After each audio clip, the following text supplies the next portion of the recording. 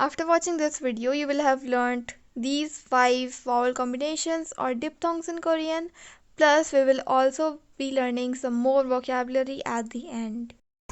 안녕하세요 여러분, 루시예요. 저랑 같이 한국어 공부하실래요? 그럼 구독해주세요.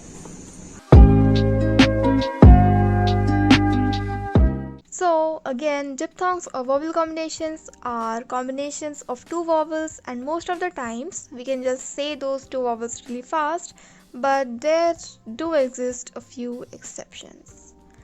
We learned a few diphthongs in the last video, and in this video we'll learn a few more. The first diphthong that we're going to be going over today is this. Now this is the combination of O and E, and when we say them really fast we get ve. Now you probably know from the last video that this H looking thingy is pronounced as A, as in the literal letter A, or as in sleigh. Here's how to write it with a consonant. The second one is the combination of O and E, and from that we get this thingy, and it is pronounced as ve. And it is so similar to ve, the first vowel, that it has completely become normal to pronounce both of them the same way. Here's how to write it with a consonant. The third one is the combination of U and E. This again is pronounced like ve, the first vowel and the second vowel, and it again is completely okay to say this the same way as ve. Here's how to write it with a consonant.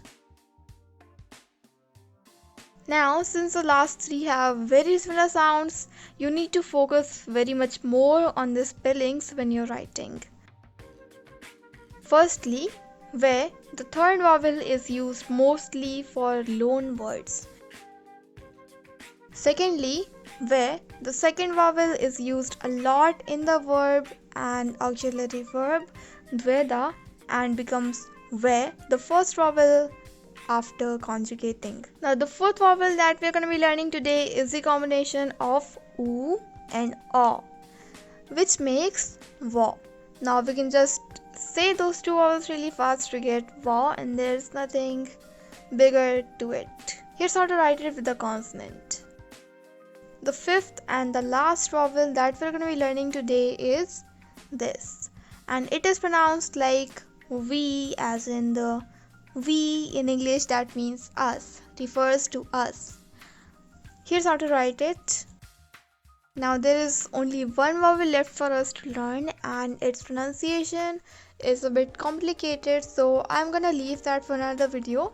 But this is not the end of this video, and if you have been a serious watcher of my videos, then you know that I give Korean vocabulary lists at the end of videos related to Korean, so here it is. 비누, soap. 베다, to cut as in cutting skin.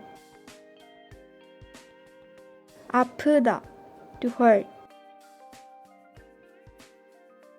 얼굴, face. 씻다, wash in general. 청소하다, clean as in cleaning the house. 자르다, to cut off as in cutting off hair.